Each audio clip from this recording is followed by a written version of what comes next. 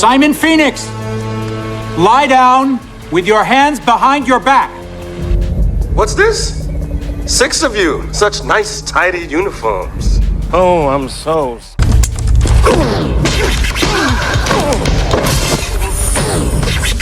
Hey, wait for me!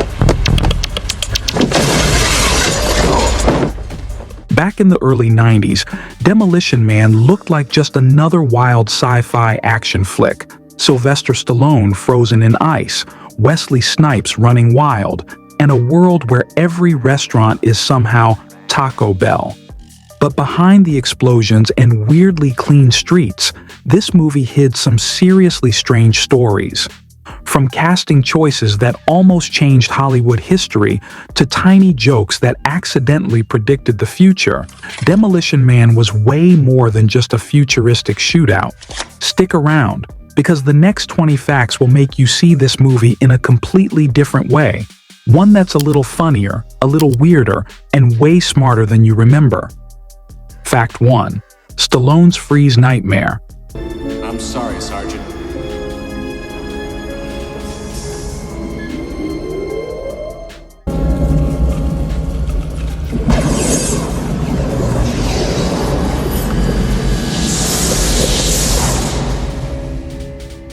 Sylvester Stallone has filmed hundreds of intense scenes in his career, but the cryogenic freezing scene in Demolition Man easily tops his list of most miserable experiences.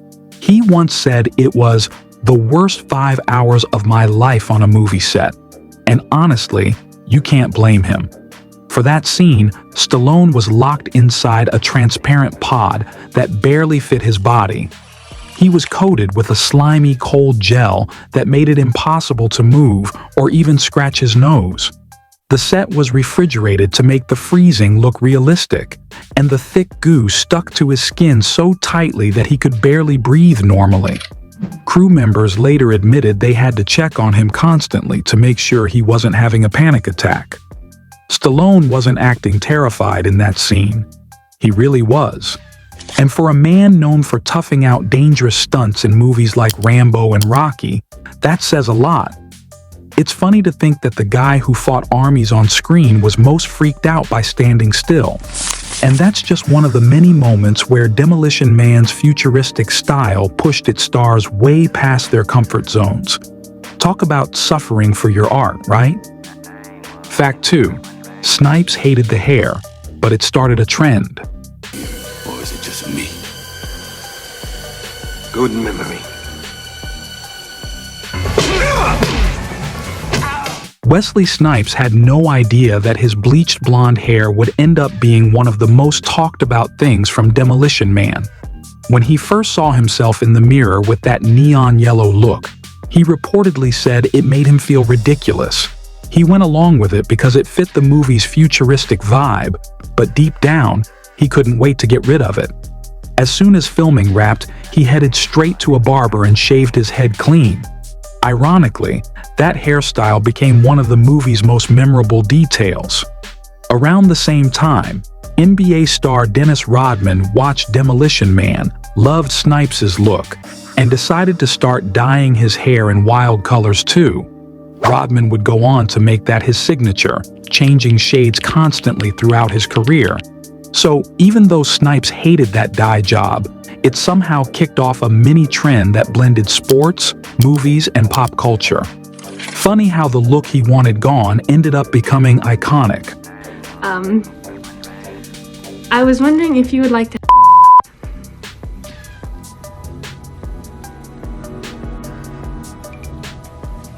Fact 3. Stallone's wild improv in the helmet scene. That futuristic, virtual intimacy scene between Sylvester Stallone and Sandra Bullock is one of those moments that's both hilarious and slightly uncomfortable. Filming it was just as weird as it looked. The two actors had to sit across from each other, put on glowing helmets, and act as though this high-tech experience was supposed to be romantic. Stallone couldn't help himself. He started cracking jokes in the middle of takes, throwing out random improvised lines like calling himself a seamstress sewing a masterpiece. The crew couldn't stop laughing, and a few of those off-the-cuff moments actually made it into the final cut.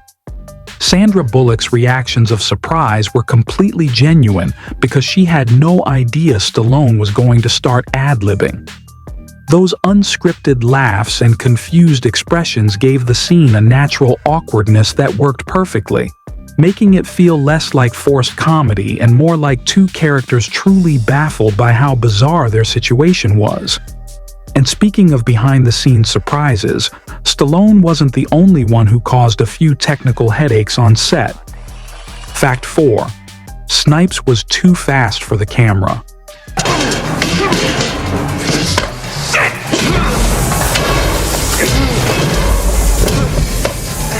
Wesley Snipes had been practicing martial arts for years before Demolition Man, and it showed. The guy was just lightning quick. During filming, though, his speed actually became a problem. His punches and kicks were so fast that the cameras literally couldn't catch them properly. Early takes of the fight scenes ended up looking like blurs of motion, and the editors were struggling to find usable footage where his moves didn't just vanish into streaks of color. The stunt coordinators were both impressed and frustrated at the same time. In the end, they had to ask him to slow everything down to about 70% of his usual speed so the camera could actually pick up the details of his movements. That meant Snipes had to hold back and almost exaggerate his strikes so they looked powerful on screen instead of just invisible. But that adjustment ended up working in his favor. His movements looked sharp, controlled, and unpredictable, perfect for a villain like Simon Phoenix, who always seemed one step ahead of everyone else. What started as a filming headache turned into one of the reasons why Phoenix feels so menacing.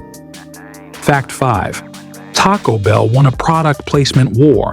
One of the funniest running jokes in Demolition Man is that in the future of the year 2032, every restaurant is Taco Bell.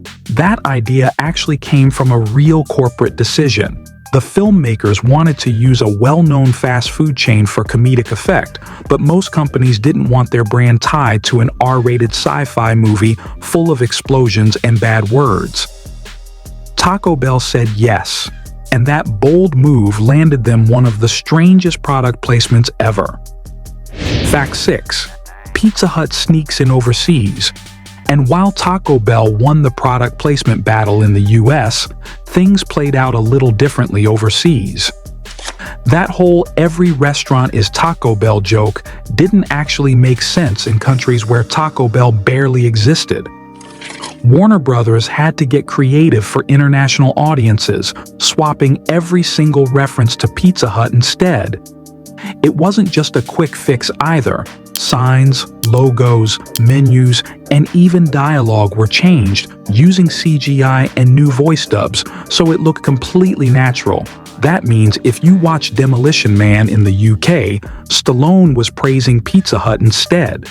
The change was so smooth that most fans never realized there were two versions at all. Speaking of changes, the movie went through another major switch-up that completely reshaped one of its lead characters. Fact 7.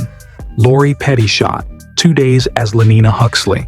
Before Sandra Bullock stepped into the role of the upbeat and curious Lenina Huxley, it actually belonged to Lori Petty. At that time, Petty was riding high after Point Break and A League of Their Own, and she brought her trademark energy and toughness to the role. But after just 2 days of filming, things weren't clicking the way the studio wanted. Petty's version of Huxley leaned a bit too sarcastically and edgily, which clashed with the movie's mix of humor and optimism. So, she was let go, and the team quickly started looking for someone who could bring more warmth and lightheartedness to balance out Stallone's stoic John Spartan and Snipes' over-the-top Simon Phoenix. That's when Sandra Bullock came in, and she completely changed the vibe of the film. Her charm and sincerity turned Huxley into one of the most likable characters, giving the movie its emotional center. It's funny to think that what started as a last-minute recast ended up launching Bullock's career into the stratosphere just a year later with Speed. But Bullock wasn't the only almost casting surprise on this movie. Another huge name nearly joined the cast too. Fact 8. Jackie Chan almost stole the show. One of the coolest behind-the-scenes what-ifs from Demolition Man is that Jackie Chan was originally offered the role of Simon Phoenix. The producers thought his incredible martial arts skills and charisma would make him a perfect match for Stallone's tough cop. But Chan turned it down because he didn't want to play a villain. He had built his whole career on being the hero, and fans weren't used to seeing him as the bad guy. In the end, the role went to Wesley Snipes, who brought a totally different energy to the part. Ironically, there's even a line in the movie where Sandra Bullock's character says she learned martial arts from watching Jackie Chan movies, which feels like a playful little nod to what could have been. It's interesting to imagine how differently the movie might have felt if Chan had accepted the role. It probably would have had even more wild fight choreography. But while that casting never happened, the movie did end up with an eerie coincidence that no one could have predicted. And speaking of strange coincidences, there's one name in the film that freaked people out years later. Fact 9. A real killer's name slips in. Here's one of those small details that gives you chills once you notice it. During a computer scene that lists parole hearings, the name Scott Peterson flashes across the screen. At the time, it was just a random background name, chosen like any other. But nearly a decade later, in the early 2000s, a man named Scott Peterson was convicted of murdering his wife in a highly publicized case that shocked the country. Of course, there's no connection between the movie and the real person. It's just a spooky coincidence. Still, it's one of those strange details that make you do a double take when you rewatch the film. You can't help but wonder how many other little names or Easter eggs might be hiding in those futuristic computer screens. And speaking of hidden details, one of the movie's coolest props came straight from real-life military tech. Fact 10. That gun was a cold conflict secret. When Simon Phoenix raids the museum and pulls out that futuristic-looking Particle R, you might think it was just a creative sci-fi prop, but that item was actually based on a real experimental firearm, the Heckler & Koch G11. Developed during the Cold Conflict, the G11 was designed to fire caseless A, meaning it didn't use traditional brass shells. The idea was to make these items lighter and faster by eliminating the need to eject spent casings. The project was eventually shelved due to cost and complexity, but in Demolition Man, it found new life as the ultimate high-tech weapon of the future. The movie's use of the G11 is a fun nod to real-world innovation, showing how filmmakers often blend real science with fiction to make their worlds feel more believable. And that mix of realism and imagination is part of what's made Demolition Man stand out all these years later. Fact 11. No swear words? They bleeped 60 times. One of the funniest running jokes in Demolition Man is that in the future, people get fined every time they curse. Throughout the movie, you hear that little beep sound over and over, more than 60 times actually. The idea came from the writers wondering what a completely sanitized society would sound like if no one were allowed to swear anymore. But there's one scene where the rule completely breaks down. When Wesley Snipes' character, Simon Phoenix, goes off on one of his wild rants, the computer system doesn't censor him at all. He unloads a stream of creative insults that somehow slip right through. It's a clever little moment that shows how chaos still finds its way into a world obsessed with control. And speaking of futuristic worlds, the movie's version of Los Angeles wasn't quite as high-tech as it looked on screen. Fact 12. Irvine stood in for spotless San Angeles. The sleek, spotless city you see in Demolition Man, with its gleaming towers, wide roads, and almost too clean vibe, wasn't created with CGI or elaborate studio sets. It was filmed mostly in Irvine, California. The production team had originally hoped to shoot in bigger cities like San Diego or San Francisco, but the budget quickly made that impossible. Irvine ended up being the perfect substitute because its modern buildings and minimalist architecture already looked futuristic. Most of the office areas were empty on weekends, which meant the crew could film freely without disrupting local businesses. The result was this oddly believable version of a future city that felt real, yet slightly unsettling, like something just a bit too perfect. And while the setting looked brand new, the movie's title actually came from something that had been around for over a decade. Fact 13. The title came from a rock song. Before Demolition Man became a movie, it was the name of a song written by Sting back in the early 1980s when he was still with the Police. The track had this funky, reggae punk rhythm and rebellious energy that perfectly matched the film's tone years later.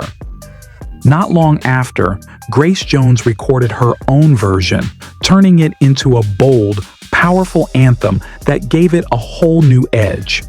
By the time the movie was in production, both versions were already cult favorites, so the filmmakers decided to borrow the title and even use the song's riff during the end credits.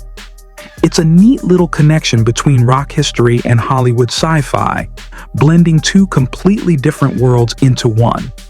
And while the title had a musical past, one of the film's biggest storylines almost had a surprising family twist. Fact 14. A cutscene made Kate Spartan's daughter. There was originally a scene in Demolition Man that revealed a big twist. The rebel fighter named Kate was supposed to be John Spartan's daughter. It would have added a whole new emotional layer to the story, showing Spartan not just adjusting to a strange new world, but also reconnecting with family. Unfortunately, the scene was cut to keep the film's pacing tight, and that subplot quietly disappeared. You can still find hints of it in the script and a few early interviews, but it never made it into the final version. It's one of those moments where you can see what the filmmakers were going for, something more personal under all the chaos. But even without it, the movie still managed to pack in plenty of clever ideas about the future that ended up being surprisingly accurate. Fact 15. Self-driving cars and no-contact high-fives. Have a peachy day, Lieutenant. Be well. Be well. Vector 137, upcoming Santa Monica Boulevard. Watching Demolition Man today feels oddly familiar because so many of its futuristic ideas actually came true. The movie showed self-driving cars gliding through traffic, people talking over video screens instead of in person, and even no-contact greetings that look a lot like our post-pandemic elbow bumps. There were also tracking systems for citizens and a world obsessed with hygiene and safety. Back in 1993, all of that sounded like fun science fiction, but now it feels pretty close to everyday life. It's funny how a popcorn action movie accidentally predicted so many parts of modern society, and that mix of action, humor, and surprising foresight is what's kept Demolition Man a fan favorite all these years later. Fact 16. The budget ballooned from $45 million to roughly $60 million. Making a futuristic action movie on the scale of Demolition Man was always going to be expensive, but the costs quickly went way beyond what the studio expected. The budget started around $45 million and eventually climbed to roughly $60 million by the time filming wrapped. Between the massive sets, complex stunts, high-tech props, and big-name stars, everything just kept adding up. Director Marco Brambilla, who was making his first feature film, later laughed about it, saying he probably should have started with a small romantic comedy instead of a huge sci-fi blockbuster that involved freezing pods, car chases, and explosions everywhere. Still, that gamble paid off, because despite all the chaos behind the scenes, the movie became a box office success and gave Stallone's career the boost it needed. Fact 17. Stallone's career icebreaker. By the early 90s, Sylvester Stallone's career had cooled off after a few box office disappointments, but Demolition Man helped change that. Released just months after Cliffhanger, the film brought him right back into the spotlight, proving he could still pull in huge crowds. It ended up earning around $159 million worldwide, which was a big deal for the time and a huge win after some rocky years. Fans love seeing Stallone back in action, but with a fun twist. He wasn't just the tough guy anymore. He was the tough guy completely out of his element in a weirdly perfect future. It reminded everyone why he was one of Hollywood's biggest names. And while the movie became a hit on screen, it also left its mark in some unexpected corners, like arcade halls. Fact 18. A pinball machine with voice clips. In the mid-90s, when pinball was still going strong, Demolition Man got its very own pinball machine. Released in 1994, it came packed with voice clips from Sylvester Stallone and Wesley Snipes, giving players a little taste of the movie every time they hit the flippers.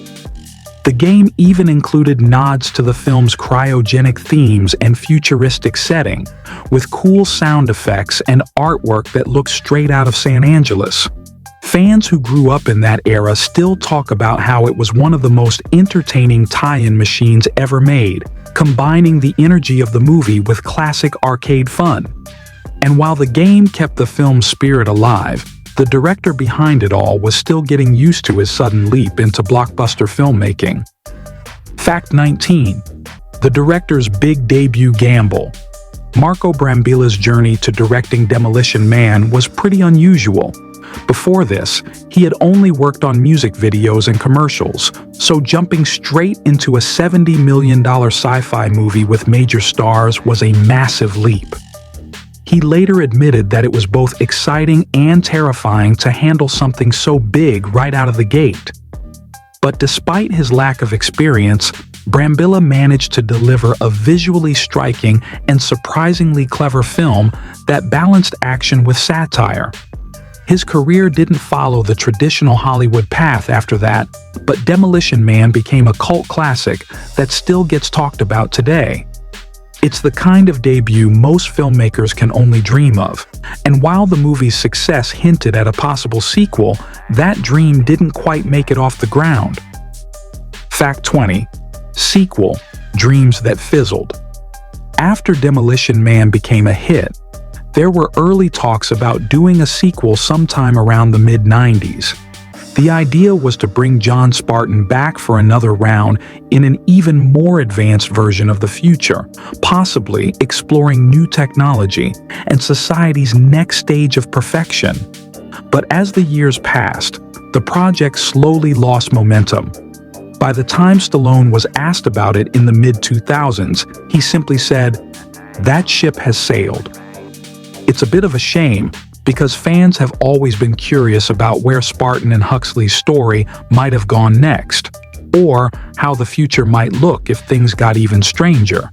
Still, one movie was enough to leave a lasting legacy, both as a sharp sci-fi action film and as a snapshot of how the 90s imagined the world ahead. Surgically replaced last If year you from enjoyed skiing the and trip hockey. down I memory have, lane, I've make had sure to back give this surgery video a from like, doing MacGyver subscribe for for 7 more years. behind-the-scenes stories, Dislocated and let shoulders us for know 2 in the broken arms comments from hockey. which Demolition What did Man fact caught you off guard the most. At the same time? Same time, yeah. I was 15 or 16 years old, and it was like